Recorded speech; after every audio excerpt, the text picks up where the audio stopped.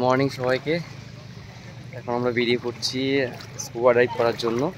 Actually আমাদের গ্রুপে শুধুমাত্র আমি একাই যাচ্ছি, আর কেউ ইন্টারেস্টেড নয় আর কি স্কুবা ডাইভে, কারণ এটা অনেক জলের নিচে যেতে হয়। এই কারণে যেখানে আমরা ট্রেনিংয়ের জন্য আসা, একটা ট্রেনিং করানো হবে, তারপরে আমাদেরকে বোটে করে ডেপথ ট্রেনিং যাওয়া হবে।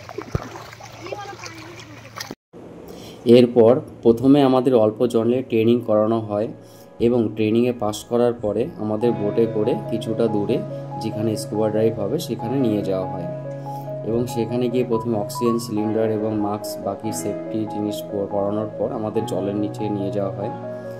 আমাদের প্রায় 12 মিটার পর্যন্ত জলের নিচে গিয়েছিলাম। সেখানে গিয়ে এক আলাদাই জগৎ দেখতে পাই। সমুদ্রের নিচে বিভিন্ন রকমের গাছ, মাছ এবং সবথেকে ভালো লেগেছে সমুদ্রের বিভিন্ন জ্যান্ত কোরাল ছিল, সেটার জন্য স্পেশালি ফেমাস এই জায়গাটা।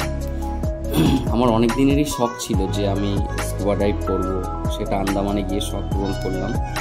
একটু ভয় লাগছিল প্রথমে ট্রেনিংয়ের সময়, বাট কিছুটা টাইম ট্রেনিং করার পরে যখন জলের নিচে যাই, জলের নিচের ওই আলাদা জগৎ দেখার পর আমি পুরো মুগ্ধ হয়ে যাই। তারপরে আর সব নার্ভাস ফিল যেটা ছিল আগে সেটা একদম পুরো কেটে যায় এবং খুব এনজয় করি জলের নিচে, বিভিন্ন রকম জিনিস দেখতে পাই।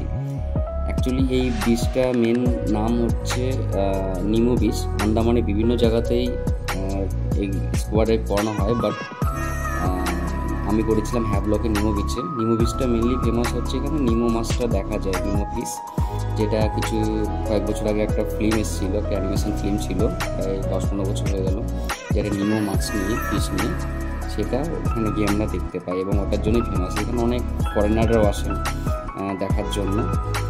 তো আপনাদের কেমন লাগলো অবশ্যই কমেন্ট করে জানাবেন। এটি আমার একটা আলাদাই এক্সপিরিয়েন্স ছিল, সেটা আপনাদের সঙ্গে ভাগ করলাম। নমস্কার।